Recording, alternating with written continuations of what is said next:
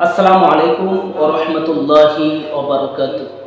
সম্মানিত দর্শক, সোশ্যাল মিডিয়ার মাধ্যমে ইতিমধ্যে আপনারা জানতে পেরেছেন যে বাংলাদেশে কিছু দালাল চক্র রয়েছে।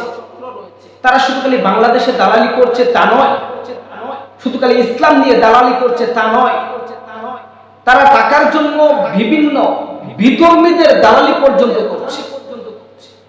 আপনারা ইতিমধ্যে দেখতে পেরেছেন যে হঠাৎই আলোচনায় আসে এমন একজন নামদারি আলেম, যার নাম আলাউদ্দিন জিহাদি এবং হাসানুদ্দিন নকশবন্দি, যে নাকি 100 এর চেয়েও বেশি মেয়েদের জীবন নষ্ট করেছে। আরেকজন সাথে রয়েছে, তার পরিচয়টি মিডিয়াও সঠিকভাবে দিতে পারছে না, কারণ তেমন আলোচনার ব্যক্তি সে নয়। আপনারা ইতিমধ্যে জানতে পেরেছেন বিশ্বের মানচিত্রে ফিলিস্তিনে গাজা ভূখণ্ডে একটি এলাকা পারমাণবিক অ্যাটম বোমার মাধ্যমে, অত্যাধুনিক বোমার মাধ্যমে পুরো গাজা তছনছ করে দিচ্ছে। পুরো গাজার মানুষকে আহত এবং নিহত করেছে, ঘর বাড়ি ছাড়া করেছে। মূল কথা, তাদের উদ্দেশ্য ইসরায়েলের একটাই, যে গাজাকে তাদের দখলে নেওয়া এবং মসজিদে আকসাকে বহু বছর ধরে তারা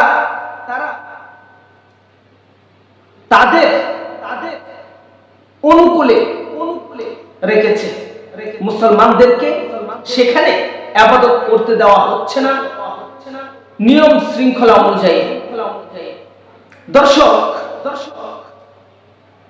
সেই ইসরায়েলের বিরুদ্ধে সারা বিশ্ব বিক্ষোভ মিছিল করেছে, সারা বিশ্ব মুসলমানদের পক্ষে দাঁড়িয়েছে। সারা বিশ্বের সমস্ত 200 কোটি মুসলমান আমার ভাই গাজা মুসলমানদের পক্ষে কথা বলেছে, ইসরায়েলের বিপক্ষে কথা বলেছে। প্রত্যেকটি মিডিয়া এই হত্যাকাণ্ড এবং ইসরায়েলের অমানবিক নির্যাতন, টর্চারের কপি ভিডিওতে দেখিয়েছে তাদের চ্যানেলের মাধ্যমে। আর ইসরায়েলের নেতানিয়াহু টাকাকে বাংলাদেশ থেকে 3 জন আলেম গিয়েছে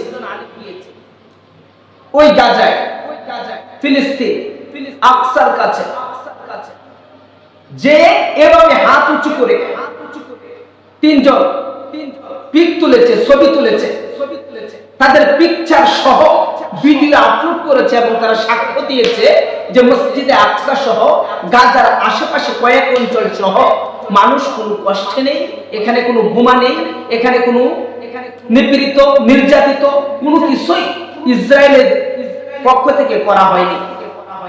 এবার বুঝুন কত বড় দালাল আলাউদ্দিন জিহাদি, কত বড় দালাল হাসানুদ্দিন নকশবন্দি। এই দুইটাকে বিশেষ করে, আরেকটা তো দরাচোয়ার বাইরে, ওরা তো মিডিয়া নেই, এর তো সাপোর্টার নেই। এরপরেও কেউ যদি চিনেন তাকে আটক করবেন এবং আলাউদ্দিন জিহাদি এবং হাসানুদ্দিন নকশবন্দি এই দুইটাকে যে কোনো জায়গায় বাংলাদেশে পাওয়া যায় গাছের সাথে বেঁধে যতক্ষণ তারা জীবিত থাকে ততক্ষণ তাদেরকে পিটাবেন। এবং কি বাংলাদেশ থেকে অবাঞ্ছিত ঘোষণা করা হলো আলাউদ্দিন জিহাদি এবং হাসানুদ্দিন নকশবন্দিকে। এই দুই কুলাঙ্গার কোনোদিন বাংলার জমিনে কোন মাহফিলের মঞ্চে কথা বলতে পারবে না ইনশাআল্লাহ। আর এদেরকে যারা সাপোর্ট দিবে, এদের পক্ষ যারা অবলম্বন করবে, তারাও এই বাংলাদেশ থেকে অবাঞ্ছিত ঘোষণা হবে মুসলমানদের প্রাণের দাবিতে ইনশাআল্লাহ। এই নকশবন্দি এবং আলাউদ্দিন জিহাদি এই দুই কুলাঙ্গারকে বাংলাদেশে কখনো কোনোদিন মাহফিলের মঞ্চে কথা বলতে দেওয়া হবে না, কারণ যাদের ভিতরে ন্যূনতম ঈমান নেই তারা কখনো মাহফিলের মঞ্চে কথা বলতে পারে না। যাদের জবান থেকে মিথ্যা বের হয় তারা কখনো মাহফিলের মঞ্চে জাতিকে সত্য বলতে পারে না। কত বড় একটা কথা আপনারা একবার ভেবে দেখেছেন? কত মা তার স্বামীকে হারিয়েছে, কত বাবা তার স্ত্রীকে হারিয়েছে, কত সন্তান তার বাবা মাকে হারিয়েছে, কত বাবা মা চোখের সম্মুখে অকাতরে ক্ষুধার তাড়নায় গুলিবিদ্ধ হয়ে তাদের সন্তানকে মরতে দেখেছে। এক রাতে বোমা মেরে ধ্বংস করে দিয়েছে পুরো গাজা বস্তি।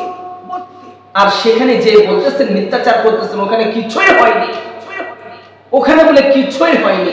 এই সমস্ত হাসানুদ্দিন নকশবন্দি ইসরায়েলের টাকাকে যারা অন্য দেশে যে পর্যন্ত দালালি করতে পারে, তারা বাংলাদেশের বিরুদ্ধে কিনা করতে পারে। সুতরাং আলাউদ্দিন জিহাদি, হাসানুদ্দিন নকশবন্দি, এই দুইটাকে অবাঞ্ছিত ঘোষণা করা হলো বাংলার জমিনে ইনশাআল্লাহ। এরা যদি কোনদিন ঘর থেকে বের হয় তাহলে ওদেরকে ধরে পিটানো হবে। কোন দালালের গোষ্ঠী বাংলাদেশে থাকতে পারবে না, তাহলে বাংলাদেশ আস্তে আস্তে করে ধ্বংসের পথে ধাবিত হবে। আল্লাহ পাক রব্বুল আলামিন আমাদের সবাইকে সচেতন হওয়ার তৌফিক দান করুন।